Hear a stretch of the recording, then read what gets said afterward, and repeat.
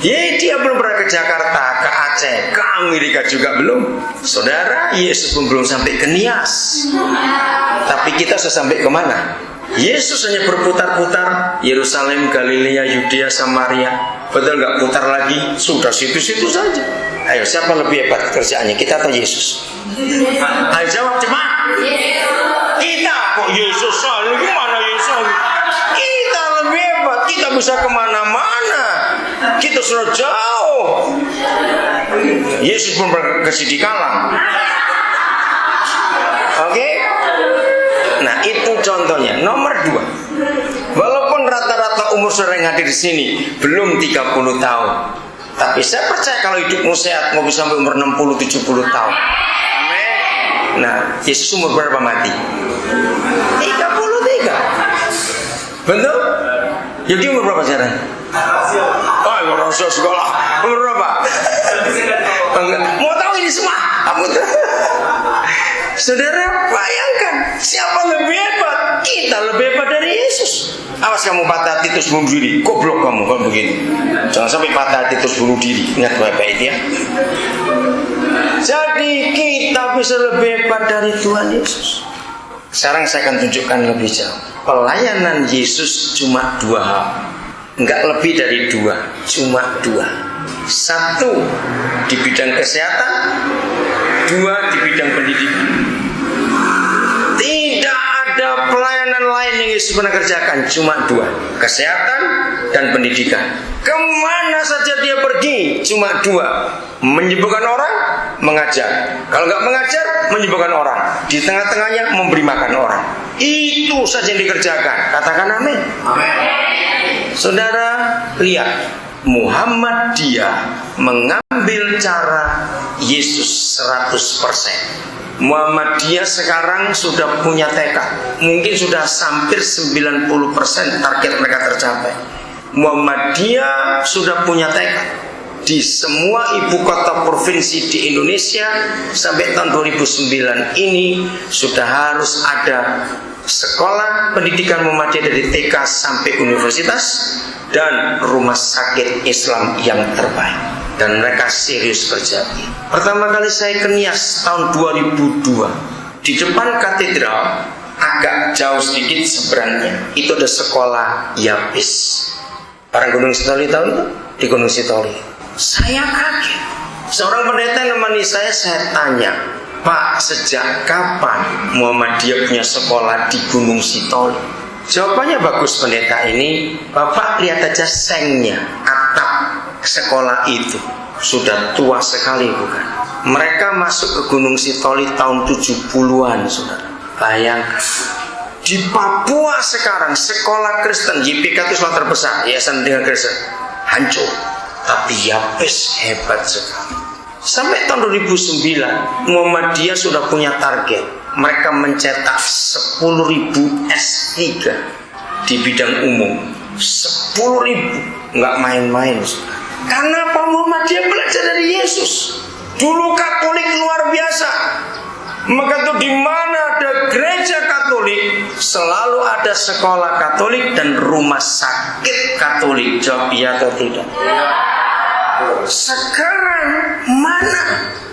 Ketika gereja berperang sama sendiri, mereka yang masuk sekarang mengerikan. Gerejanya pintar bangun gedung yang tidak punya manfaat banyak untuk orang luar, hanya untuk orang Kristen pakai gedung gereja. Maka itu kalau bangun sekolah dan bangun rumah sakit, semua orang bisa masuk. Kalau bangun gedung gereja hanya orang Kristen yang pakai. Ini kesalahan kita. Jadi saudara setuju kok saya katakan di awal tadi, Tuhan Yesus tidak pernah suruh kita bangun gedung gereja. Nggak ada satupun ayat yang menyuruh. Tapi bangun rumah sakit dan bangun sekolah itu kehendak Tuhan. Maka itu Pak Gultom lanjutkan. Jangan pernah berhenti. Gereja urusan nanti. Justru kalau kita bisa bangun rumah sakit dan bangun sekolah, aulanya jadi kebaktian, itu boleh. Itu bedanya. Mari saya tunjukkan ini. Matius pasal 14. Kita lihat Mulai ayat 13. Wah, ini hebat sekali. Setelah Yesus mendengar berita itu, menyingkirlah ia dari situ dan hendak mengasingkan diri dengan perahu ke tempat yang sunyi. Saya akan keluarkan 3 kata kerja. 1, menyingkir. 2, mengasingkan diri. 3, ke tempat yang sunyi. Ayo kita teliti. Kalau seseorang melakukan 3 hal ini, menyingkir, mengasingkan diri, ke tempat yang sunyi, kira-kira orang itu kena apa dan sedang apa? Ayo cepat. Sedang apa? Apa? Susah hati. Betul. Apalagi? Apa? Patah hati. Betul. Apalagi? Ayo cepat. Susah hati, patah hati. Apalagi? Ayo. Putus asa. Betul. Apalagi? Apa? Suntuk. Ya, betul. Yang lain belakang cepat. Yang belakang apa? Stres. Betul. Apa? Apa? Kecewa. Betul. Yang kuat saya nggak dengar. Apalagi? Ayo, keluarkan banyak-banyak. Apalagi yang lain? Ayo, cepat. Letih. Betul. Apalagi? Apa? Stres sudah. Apa? Tadi sudah stres. Yang lain? Mencari ketenangan, istirahat. Betul. Apalagi? Mengasingkan diri. Betul ya? Apa? Buron. Oke, apalagi? Nggak apa-apa kita ngomong cepat. Siapa? Apalagi? Apa? Cemas. Oke, stop, cukup. Kita lagi ngomongin Yesus. Tahu nggak ini? Masa dia buron? Masa dia patah hati? Masa dia stres?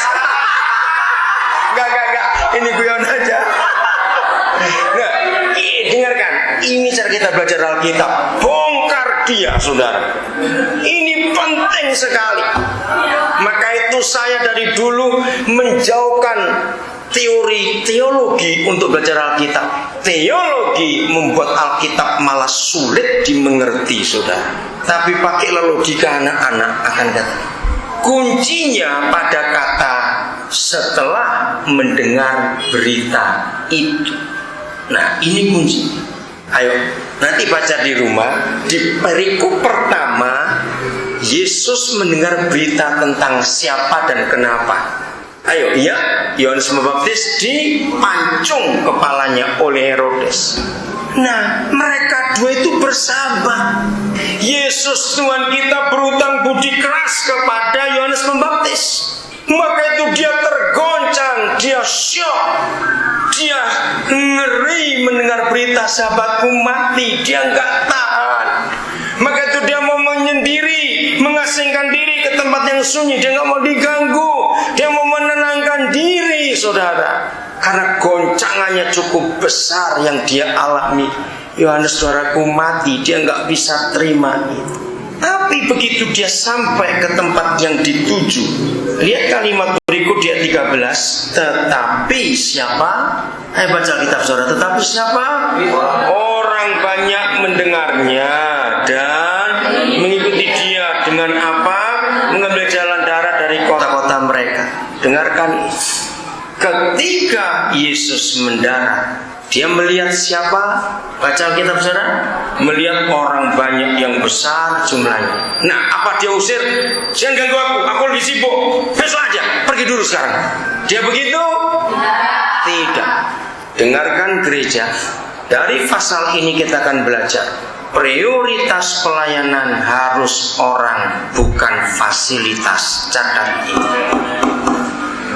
Prioritas pelayanan harus orang, bukan fasilitas. Maka itu 1000% salah ketika gerejanya sibuk fasilitas duluan. Dengarkan ini, saya mengambil pelajaran dari manajemen. Belajar manajemen akan ketemu teori ini. Seorang manajer yang tidak mengutamakan karyawan, tetapi mengutamakan penampilan atau fasilitas dari kerjaannya, maka karyawan atau anak buah akan jadi sapi perah dan alat yang diperbudak untuk mencapai tujuan. Ternyata begitulah pendeta-pendeta zaman sekarang. Ketika motivasi pelayanannya adalah fasilitas, maka jemaat adalah sapi perah. Itu sebabnya hobi gereja zaman sekarang adalah merenovasi gedung. Jawab iya atau tidak? Ya. Kenapa gereja sekarang hobinya merenovasi gedung? Karena mereka ingin penampilan yang wah, supaya orang datang betah. Karena gereja sebagai pusat